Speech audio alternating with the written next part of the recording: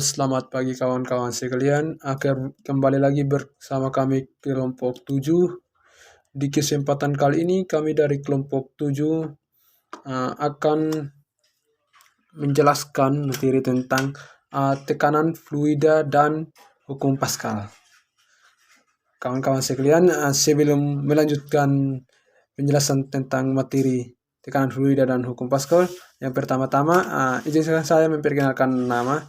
Perkenalkan nama saya Aresno Umbusebu, NIM 2301050095. Oke kawan-kawan sekalian, untuk kawan-kawan kelompok saya sebentar, mereka menjelaskan materinya. Pada saat menjelaskan materinya, baru mereka bisa sekalian perkenalkan nama. Oke, langsung saja. Dari instruksi tugas yang telah diberikan, di sini ada beberapa pertanyaan yang muncul ketika kami melakukan atau mengamati masalah kontekstual tentang posisi tangki air yang di atas rumah.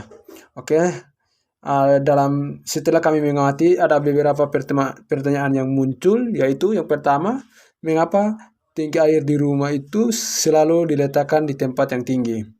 Untuk pertanyaan yang kedua, mengapa tinggi tangki mempengaruhi tekanan air di keran? Untuk pertanyaan yang ketiga, apa peran massa jenis fluida dan gravitasi dalam menentukan tekanan?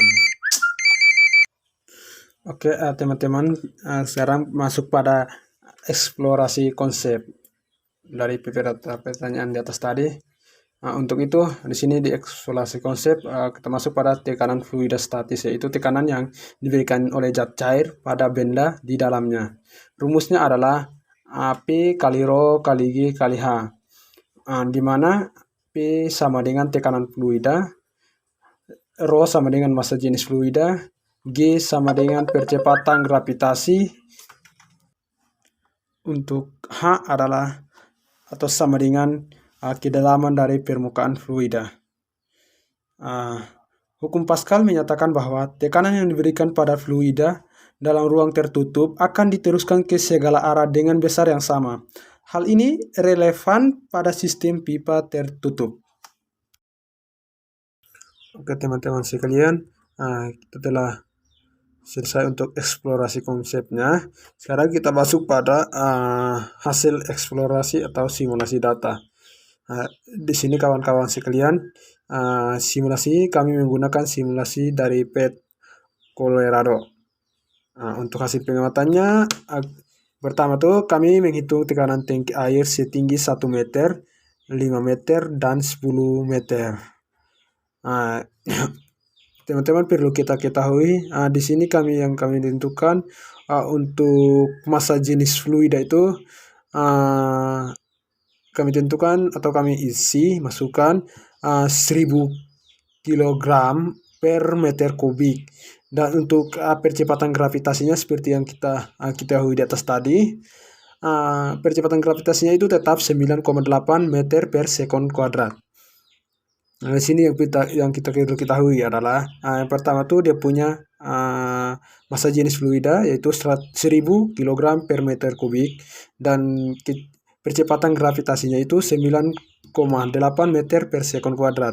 Nah, yang ditanya di sini adalah yang pertama tekanan atau P pada kedalaman 1 meter, yang kedua tekanan pada kedalaman 5 meter, dan yang ketiga tekanan pada kedalaman 10 meter. Nah, kawan-kawan sekalian, untuk menjawab beberapa pertanyaan di atas tadi, kita dapat menggunakan atau menjawab soal tersebut menggunakan rumus seperti yang saya sudah jelaskan yang pertama tadi, yaitu P sama dengan Rho kali G kali H. Nah, untuk yang pertama tekanan pada kedalaman 1 meter, yaitu P sama dengan 1000 kali 9,8 kali 1, yaitu teman-teman, setelah yang kita ketahui bersama di atas tadi, yaitu Rho sama dengan 100, G sama dengan 9,8, dan H sama dengan 1 meter. Dia punya kedalaman itu 1 meter.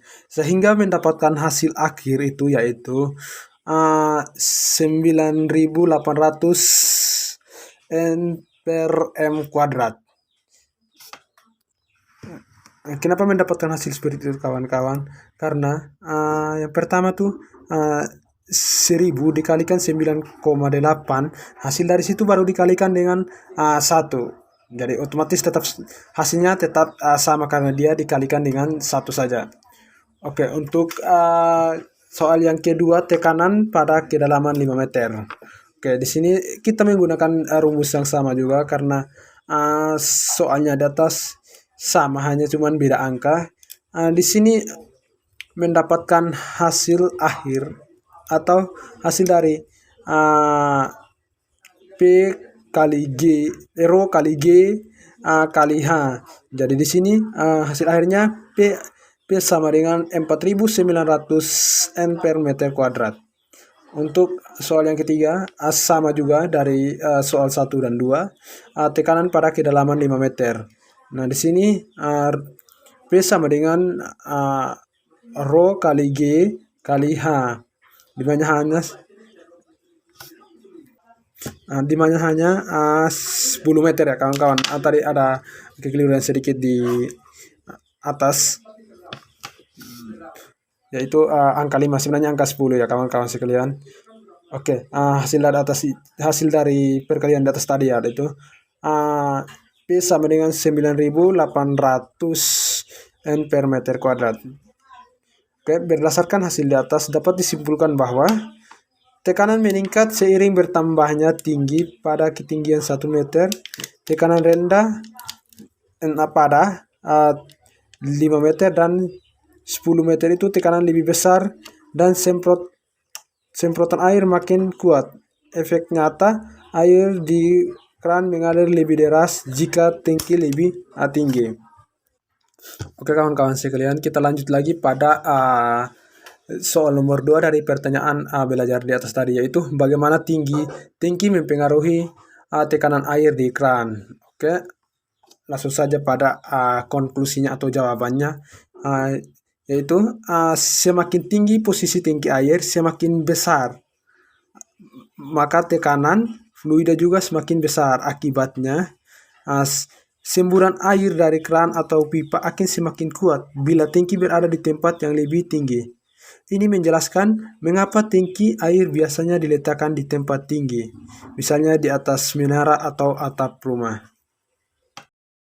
Yang berikut hasil eksplorasi simulasi data. Nah, simulasi yang kami gunakan di sini yaitu menggunakan simulasi dari PET. Dari hasil simulasi tersebut, kami dapat data hasil pengamatan. Yang kami dapat, yang pertama itu kami dapat menghitung tekanan tangkai air setinggi 1 meter, 5 meter, dan 10 meter. Yang kami gunakan nilai rho-nya sama dengan 1000 kg per meter kubik. Dan nilai gravitasinya 9,8 meter per sekon kuadrat. Diketahui rho sama dengan 1000 kg per meter kubik dan percepatan gravitasinya itu 9,8 meter per kuadrat. Nah, yang ditanyakan di sini itu adalah tekanan pada kedalaman 1 meter, yang kedua itu tekanan pada kedalaman 5 meter, yang ketiga itu tekanan pada kedalaman 10 meter. Nah, untuk menjawab soal yang di atas kita dapat menggunakan rumus P sama dengan rho kali G kali H. Yang pertama-tama itu tekanan pada kedalaman 1 meter. P sama dengan 1000 dikali 9,8 dikali 1. Hasilnya 9.800 Newton per meter kuadrat. Yang kedua itu tekanan pada kedalaman 5 meter. P sama dengan 1000 kali 9,8 dikali 5. Hasilnya itu 4.900 Newton per meter kuadrat. Yang ketiga, tekanan pada kedalaman 10 meter. Jadi P sama dengan 1000 dikali 9,8 dikali 10, hasilnya 9.800 Newton per meter kuadrat. Berdasarkan hasil di atas, dapat disimpulkan bahwa tekanan meningkat seiring bertambahnya tinggi pada ketinggian 1 meter, tekanan rendah pada 5 meter dan 10 meter itu tekanan lebih besar dari semprotan air makin kuat. Efek nyata air di keran mengalir lebih deras jika tinggi lebih tinggi. Efek pada kekuatan semburan air. Kekuatan semburan air ini semakin tinggi posisi tangki air, semakin besar, maka tekanan fluida juga semakin besar. Akibatnya, semburan air dari keran atau pipa akan semakin kuat bila tangki berada di tempat yang lebih tinggi. Ini menjelaskan mengapa tangki air biasanya diletakkan di tempat tinggi, misalnya di atas menara atau atap rumah. Baik, saya akan menjelaskan materi yang keempat itu tentang jawaban terhadap masalah. Kapal baja mengapung karena massa jenis rata-ratanya lebih kecil daripada massa jenis air. Meskipun baja itu sendiri memiliki massa jenis yang jauh lebih besar dari air, desain kapal yang berongga dengan volume udara yang tersisa di dalamnya secara signifikan meningkatkan volume total kapal tanpa menambah massa yang sebanding. Ketika ditempatkan di air, ia akan tenggelam hingga volume air yang dipindahkannya memiliki berat yang sama dengan berat total kapal atau baja dan udara di dalamnya. Karena volume total kapal sangat besar akibat rongga udara, ia mampu memindahkan volume air yang besar, akan menghasilkan gaya apung yang besar pula. Gaya apung ini cukup untuk menahan berat total kapal, sehingga kapal mengapung. Sebaliknya, kelereng logam yang seukuran bola pingpong terbuat dari material padat atau biasanya baja atau timah. Tanpa rongga udara, massa jenis kelereng jauh lebih besar dari massa jenis air. Ketika dimasukkan ke dalam, volume air yang dipindahkan kecil atau sama dengan volume kelereng.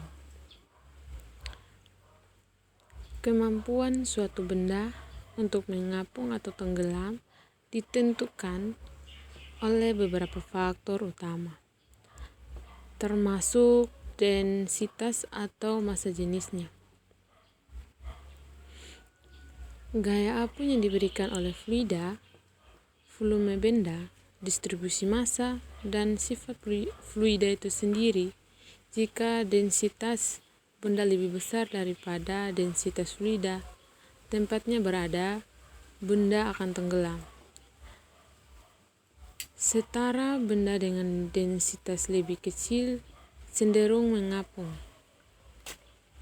Gaya apung sesuai dengan hukum Archimedes sebanding dengan berat fluida yang dipindahkan oleh benda tersebut. Jika gaya apung lebih besar dari benda,